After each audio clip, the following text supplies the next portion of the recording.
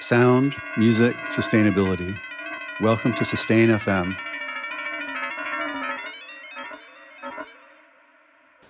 Hello, everyone. I'm your host, Steve Williams, and welcome to Sustain FM. Today, I'm happy to have Hendrik Klatte to the show. Hendrik has a science background, is also an artist, curator, and the founder of Natura, a nonprofit artist collective, music label, and experimental laboratory. And I just love that description. So in our conversation, we get into intersections between science and sound, talking about the role of curators, building community and engaging audiences, and sustainability with sound. And really excited about the conversation. So welcome, Hendrik. Great to have you here. Hey, Steve. Thank you for having me. You're most welcome. I'm excited too. Great. Yeah, I mean, we've talked a lot and worked together and done some collaborations. We can get into that. But before we start talking into that and talking about Natura, I'm curious about your own background. So you studied biochemistry and pharmacy. You also compose and perform your own music. You've also explored biodiversity and experimental music. And I find that really interesting because those sound like kind of very different directions. So I'm kind of curious, what came first? Like were you always interested in the science side of things and then sound came later? Or was it more like you were a musician that got interested in science, or did they sort of co-evolve? How did those kind of pieces come together? Yeah, for me, this question goes way back because when I was finishing up school, actually, I was pretty much like pressured by my family parents, however, to have like a real, so to say, education because my parents are both scientists. My father was a chemist, and my mother practiced pharmacy. Okay. So I was actually always in school like very, very good at science stuff. But I didn't really have this vision for me for my career to be in science. But I was like I said, pretty much like pressure to have a career plan of sorts. And because I was pretty young, this started me off. Okay, I'm good in biology and I'm good in chemistry. Well, let's start with biochemistry then. And then I moved to Bochum to study biochemistry, and actually I fluked out because I was approached by the how do you say in English, it's Zivildienst, like the civil service, to do civil service back then. And after that, I moved to Berlin, actually. And again, I had this question: what am I going to do? Okay, I'm going to study pharmacy now because it's something different. And I'm still having the science background. Okay, let's do that, because always from this age already, I had like the urge to do something creatively, like I was in bands and did mixes and stuff, but I didn't have the feeling that this could eventually lead up to something, or that this was worth pursuing, so to say. And I always thought of it more, well, this is a little hobby of mine. I'm doing this in the background. But then I started with a pharmacy, and in Germany, at least, it's a pretty strong course. So it's like 5 years, lots of laboratory work and lots of exams. It's pretty tough. So I really needed in my spare time to have like a different outlets. And during this time, I also had like various bands, and I actually started out working in a cinema environment. Okay. This brought me back to music again because I started to do concerts in the cinema, and actually this is where I started to dive deeper into music and music culture. Okay, interesting. And when you were diving into the music culture, did that have an element? Like were you thinking there about bring the science into that, or were these kind of more kind of parallel streams that were happening at the same time. Yeah, I would say pretty much it was in parallel, but Okay. because I had this cinema series which was called Music for Cinemas, so it's audiovisual concerts in front of the silver screen, and this was pre-corona, and then like so many people did, I had to, or I thought during the Corona time and in the lockdown, so what am I going to do with my life? How's this changing things right now? And I was brought to the idea that, well, I'm doing so much apart from working in pharmacy environment. Like I have to at some point like converge these things, because it's feeling really split in me, and I was really interested in bringing like science ideas together with music. Yeah. Okay. And is that what led you into the project that you did around slime mold? Like, I'm really interested in that project, and actually have a couple of questions about that. But it definitely did. For me, it was like a kind of a starting point. So in 2021, so this is pretty much still Corona times. I actually decided, well, yeah, I'm going to apply for a different master program. I'm going to try this out to pursue my music more professionally and apply for this master's program in Düsseldorf. It's called Klang und Realität, so sound and reality, and it's a very like free arts master, I would say. So it's based pretty much in sound, but you can bring in whatever. And for me, I was like reading a lot of nature writing literature at that point, and for me it was the idea to bring these things together. And then I stumbled upon the wonder that is slime molds, and for me this was a perfect like project proposal for the master's program. And from there this project Mucus, it's called, developed. Okay. And what was the sort of the sound relationship there? Because I know like I've worked a little bit with not with slime mold, but with sound in different plants, and there's kind of like a million different ways you can integrate that by recording sounds or electricity or data, or there's different kind of ways. So I'm curious, how did you connect the sound elements with the slime mold as part of that installation? Yeah, looking back, it also has like different backgrounds, because I was fascinated also by this time-lapse imagery of the slime mold, and I was also fascinated by the way the slime mold makes decisions. And coming from this cinema background, it came more or less naturally to me to start from the image. So in this project, I actually used the image data of a slime mold growing, which I captured personally. So I grew the slime mold and captured a time-lapse series of it growing, and I converted this growth data, this visual growth data, into a data stream, and analyzed the growth patterns with laboratory software.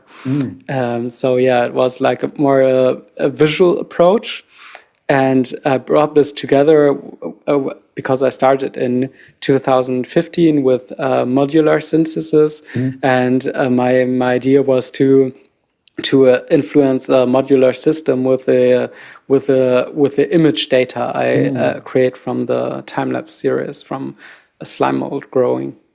That's interesting. So it's really kind of, yeah, that's fascinating. It almost sounds like kind of what Donna Haraway called this idea of the hybrid, where you're sort of creating this sort of connection between the slime mold itself, yourself as an artist, the photographs, the data, and the modular synthesizer, where those all become sort of one integrated component, element. I'm not quite sure what the right word, but that's interesting. Yeah. The only thing that's missing from this is like a feedback loop, like to have the sound or the visuals feeding back to the growth of the slime mold. I mean, this is like where the circle doesn't quite close. Right. But yeah, like concept wise, definitely it's going in this direction.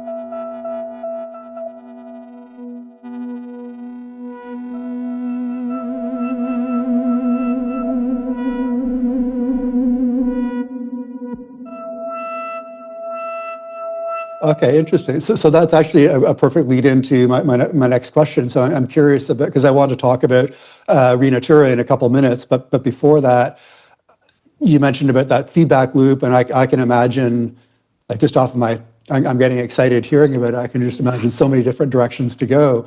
So I'm curious, like for your own solo work, are those the themes that you're continuing to explore, or are you working on a new solo release around those themes, or going in a different direction? Kind of what's your approach? Yeah. So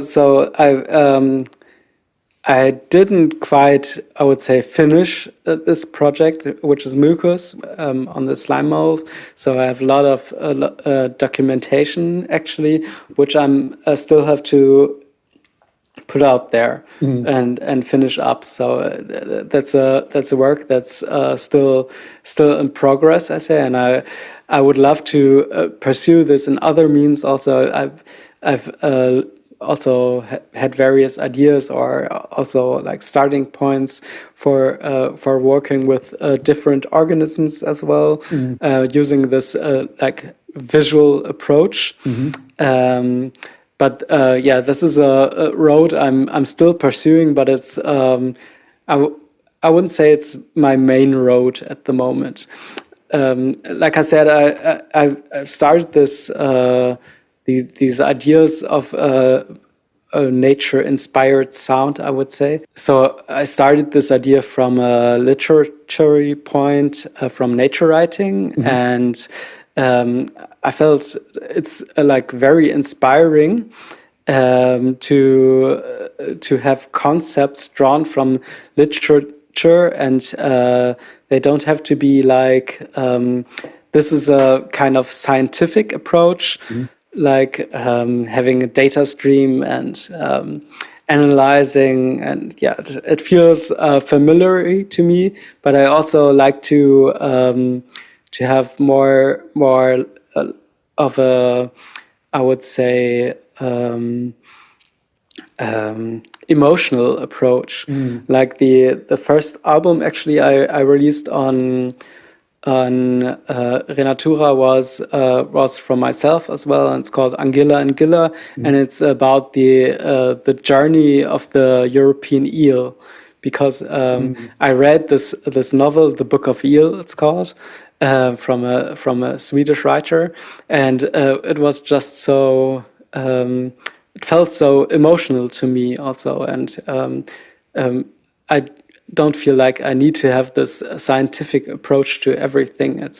I can also create an ambient work that's just based on my emotion towards these.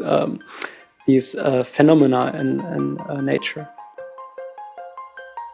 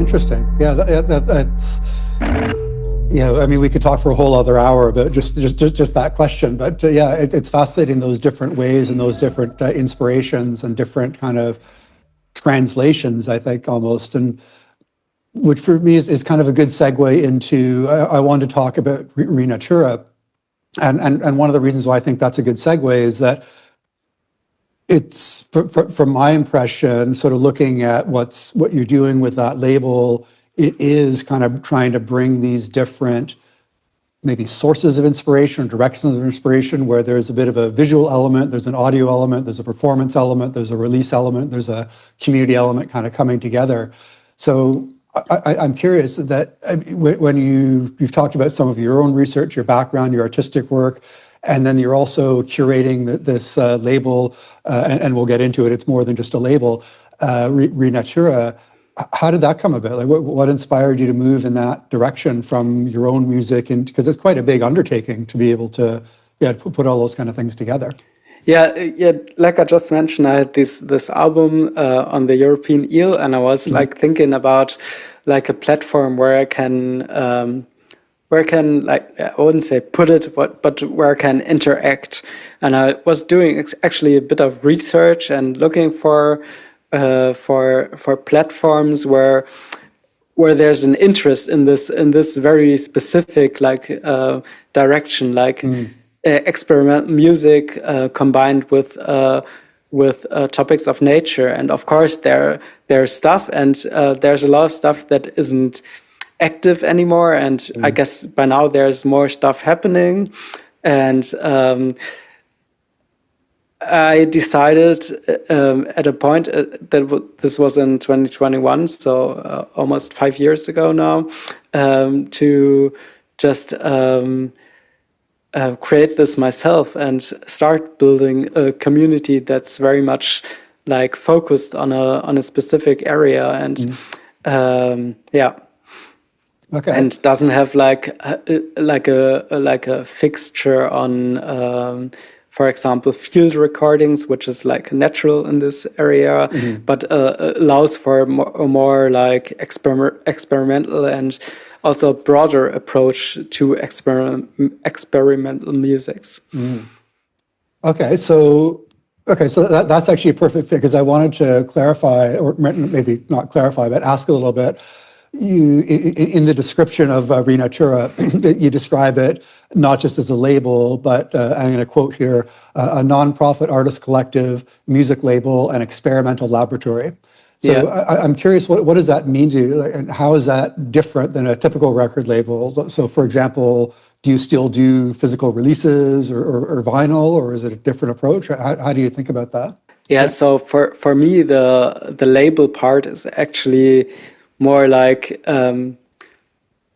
it's a bit meta, but like putting a label on the thing, because so you understand it's about music, it's about releasing music.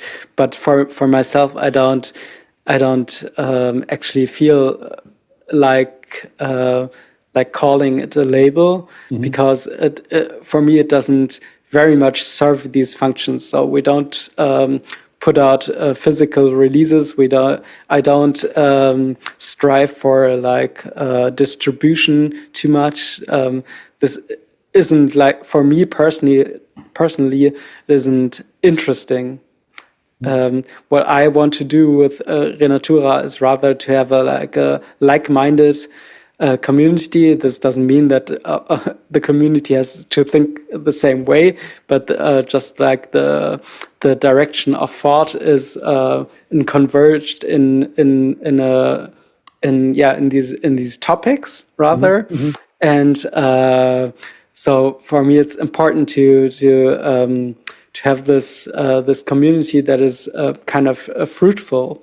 And by now we've released 50-something artists, including the compilations and album releases on Renatura. And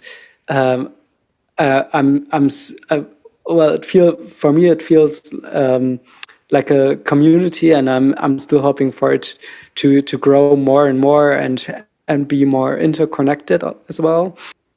So for me, this community aspect is a big part of Renatura, but as well, as you said, this description experimental laboratory is a big part as well, because I want to encourage the artists that are working with Renatura to be experimental, not only in their music, but in their whole artistic approach, like to think about their concepts in experimental ways, to not have like a single-minded approach. Like I wouldn't say like field recording is something that is bad per se. It can be very interesting, but this doesn't have to be like the single approach for a release on Renatura. You can do a lot of things, and like this term experimental laboratory comes from, of course, the lab. So it has this science background, but also means like to work on something, and maybe also to work together. And so these are the ideas that come from these description. Interesting. So, and you mentioned a couple minutes ago this idea of sort of working with the topics. Can you talk a little bit more about what you mean by topic? Are those sort of like themes that the compilations are based around, and how do you kind of come up with those themes or topics? Yeah, exactly. So like I said, I started out from literature. I have this have read a lot of nature writing literature, and for example, there's this series in Germany from Mattes and Seitz. It's called Naturkunden, and they have like it's kind of similar to the compilation series actually, because they have a series of books that are all focused on, like, for example, like a genus of plants, or maybe one edition is focused on spiders, and so that was inspiring to me, because coming from pharmacy, I kind of like to to put order into things, or Right, things into order. Like the classifications of things. Yeah, exactly. So I feel that this approach comes in a way naturally to me, but also it's an approach that can be thought of critically, of course, because I mean, who named the Latin species? It's all European based, and so this is a thing that also can be reflected. So. Okay, and so what's the next compilation about? So for these topics and themes, we on the one hand have these compilations, and they also always have like a broad topic or theme that I hope that people can work with. So we're always doing like open calls for the compilations, and their artists are invited to work with these topics. So the first compilation was very, very broad, and I hope inviting. It was the topic of symbiosis, which of course is this phenomena in biology, and I thought it was very like inviting for these for building connections. And the second compilation was called Ratio, which was based on patterns in nature. So this is also a very like broad topic, and the current compilation, which is coming out on October 25th, is called Crescere, which has this concept also. Again, it's about growth, so that's a thing that's pretty approachable, I feel, as well. And for the single album releases, I'm trying to focus more on specifics. Like I said, the first album release by myself on Natura was on the European eel, which is pretty confined in a way already. And this is the approach I'm hoping to take to the album releases. Okay, interesting. So that's fascinating, and it's actually another good lead into a question that I had is, so when I hear you talk about your experience and kind of how you're approaching things, I can kind of see several different roles at the same time, where I can see your role as almost like a researcher, sort of looking and reading this literature, coming up with these different ideas, different directions. I can see your role as an artist, developing your own ideas. I can see your role as a curator, kind of trying to sort of bring people together. And I can also see a role as running a label and organizing events. And I'm curious, how do you balance those roles? Because those can actually take quite different skill sets or mindsets or ways of approaching things. Do you see those as kind of different roles, or is that all part of your artistic approach, kind of bringing those together? Yeah. Well, thank you for the question, and I think it's a big and a difficult question, and one that I'm of course always like rebalancing, because I'm working also. I have a day job as an administrator in clinical studies, so that has to be balanced as well. I feel, and for the question, it's difficult at points also, because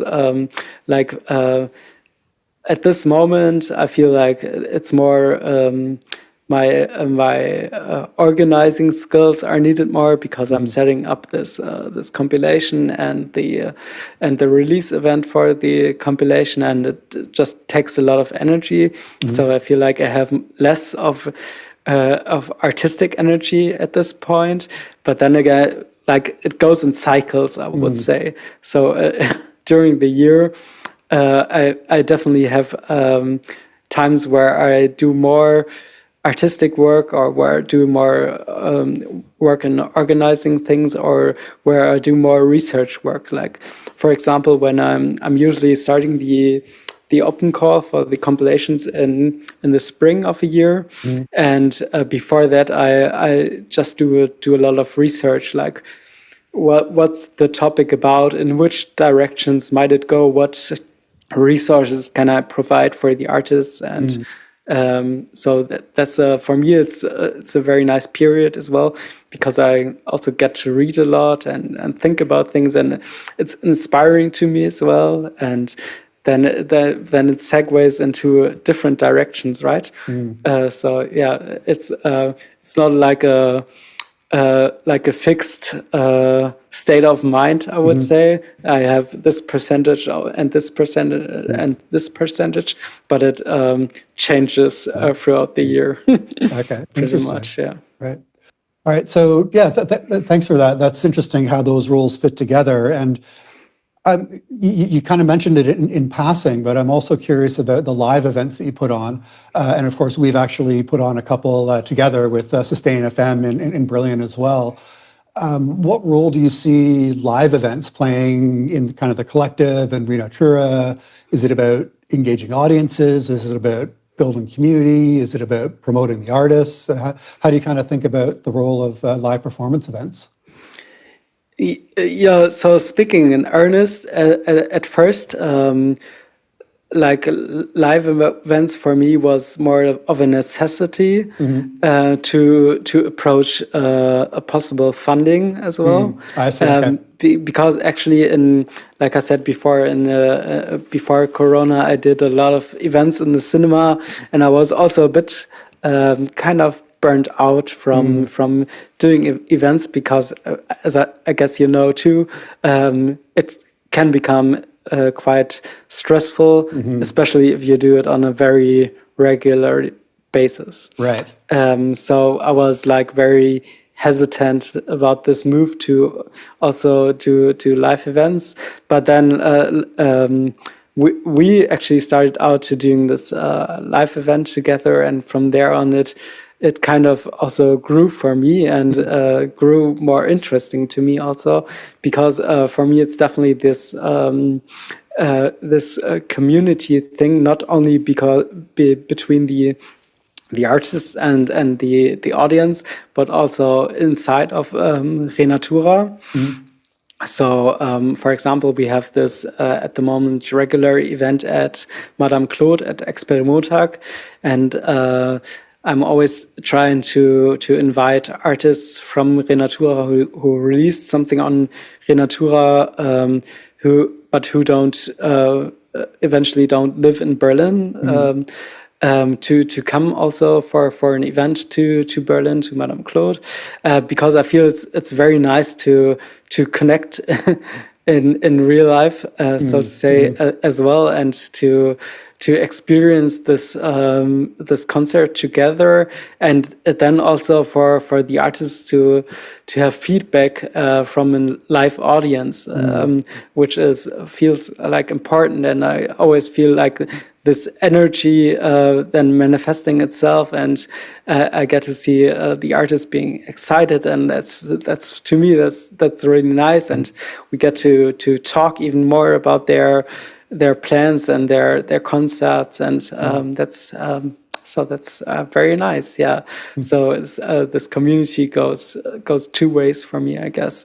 And then of course it's also a promotional effort. Like if we're putting out a new release on Renatura, which is like digital only, it's very nice to have like this release event where you can promote the release, and also have the artists showcase their work. Okay, yeah, look, that's great. Yeah, I see a lot of sort of similarities in the way that I've been thinking about that, and it kind of brings to mind a question that I ask all my guests on the show, is how you see yourself, and I think maybe not just yourself, but also Renatura, on the audience understanding spectrum. And kind of what I mean by that is, if we think about whether it's music or live events or anything that has some kind of environmental sustainability message, kind of one end of the spectrum is everything is just very, very clear and obvious. And sometimes so clear it's like listening to a lecture or a public service announcement saying, hey, be sustainable, listen to this, be sustainable, and which is not necessarily that interesting. And then the other end of the spectrum is where the piece is so conceptual, so esoteric that the audience has no idea what's going on. And it's usually kind of somewhere in the middle there. But I'm kind of curious where you see yourself in Renatura, because obviously you invest a lot of time in developing the themes and the topics and the artwork and the descriptions. So how important is it for you that the audience connects to that message or the intent or kind of understands that? Or is it, are you more interested in the artistic or aesthetic experience or a balance of both? I'm just curious how you think about that, maybe for yourself and as Renatura. Yeah. So I guess again here's like two different audiences, I would say, or maybe also three different audiences. On the one hand, there's the broad public, which I guess you're talking about now more, you're asking for. But then again, there's the audience which is like the platform audience, I would say, if you understand. So for me, it's primarily important for the to have like a fruitful discussion and meaningful discussion on within the platform, so that that the artists get to evolve concepts and maybe dive deeper into scientifically driven concepts, and for them to work on something. And for me, it's not the first approach to have like to convey this to a broad audience. But of course, I'm trying to, and that's wishful thinking from my side sometimes, because as you mentioned, I have a lot of roles I'm taking, and like conveying everything scientifically and also artistically and all these concepts and experimental approaches is very difficult, of course, because you can't expect like from a broad audience to be up to speed with certain things right away. So yeah, I'd hope for it definitely, but if I'm honest, I rather see the platform on the I wouldn't say esoteric side, but it's more it's more difficult to understand, and I'm really trying to work on this aspect as well. But this is definitely a point where I'm understanding myself that I need maybe help to convey the topics and the concepts. Yeah.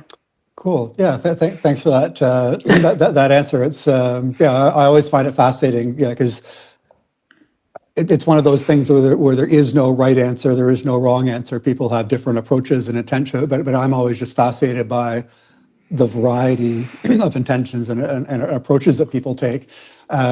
And with one of the core elements of your approach is the actual music. So, so to close the show, as usual, we close with a few recordings, and you suggested a couple from Renatura releases and also a live recording.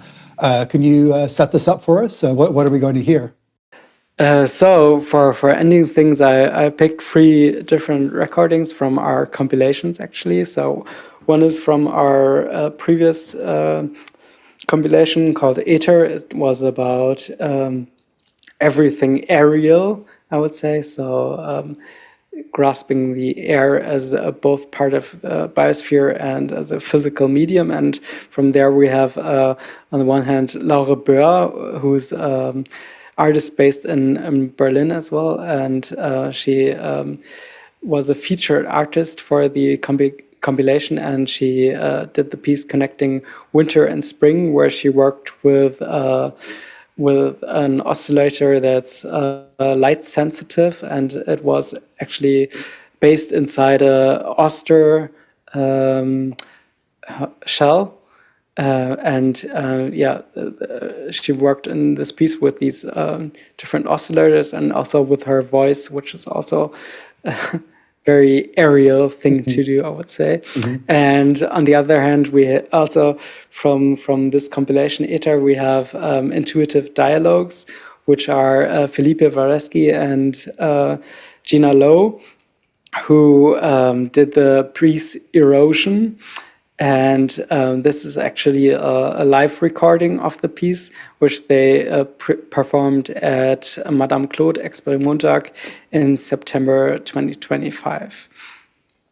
And for last, we have a actually very new piece from our new compilation, which is called Crescere.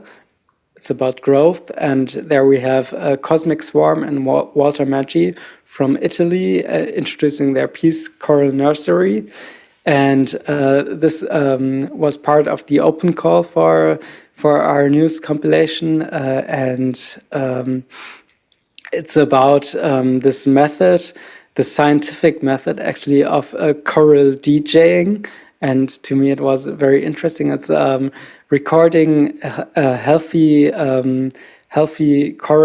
coral biospheres and playing them back in parts of the ocean where the corals aren't thriving anymore. And this actually leads to regrowth of the coral and plant and fish communities. So this is a very interesting aspect under the topic of growth. And I'm also happy that a Cosmic Swarm will be part of our release event on October 25th. Okay, excellent. Well, great. Yeah, I can't wait to hear those sounds. And thank you so much for being on the show and sharing your own sounds and the sounds for Renatura. I really enjoyed that conversation. Yeah, thank you so much, Steve, for inviting me. And I hope we'll get to have other events with another. And thank you for the preparation and the well thought out questions. Yeah, you're most welcome. All right, thank you. And thanks everyone for listening. Be sure to check out the show notes for more details and links to the background of all the sounds we played today, more information on Renatura, the upcoming releases, the upcoming release events and open calls. And also check out the show archive in your podcast history or at sustain.fm/radio, because we've had some great interviews with Renatura artists like Gina Lowe, Philippe Vareski, Zaida, that go into more detail about their own approaches, and you can listen to some of their recordings and some of the pieces that have been released on Renatura. So now let's listen to some sounds.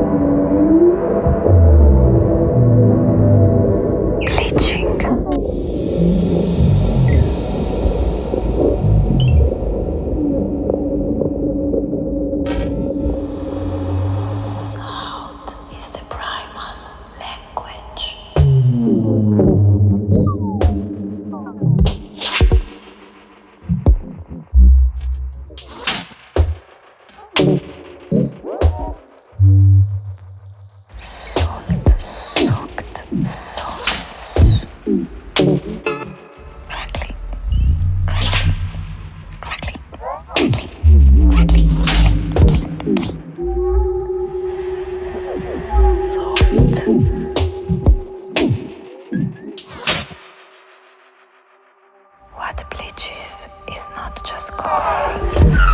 It is material, memory, organization, sleeping, shrimp, wet, soft, eggs, wet, eggs.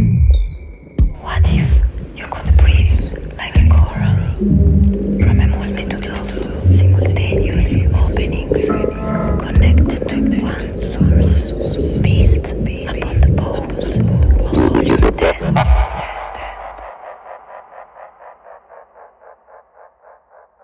Soft.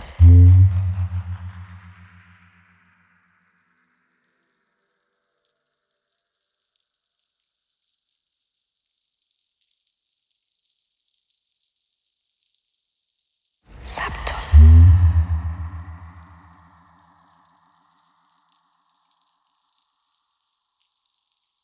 Bleaching.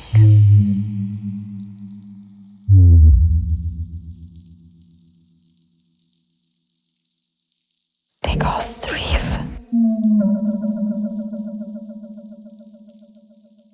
As marine ears.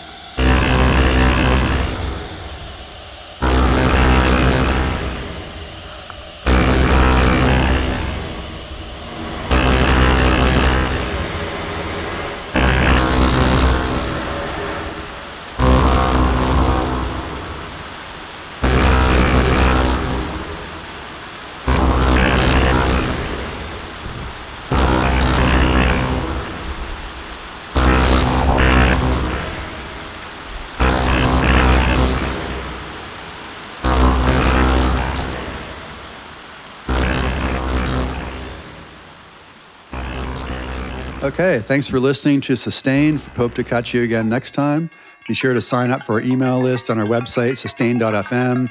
Follow our Instagram, also sustain.fm, to get more info on the radio show, in-person events in different cities, live streams, and more.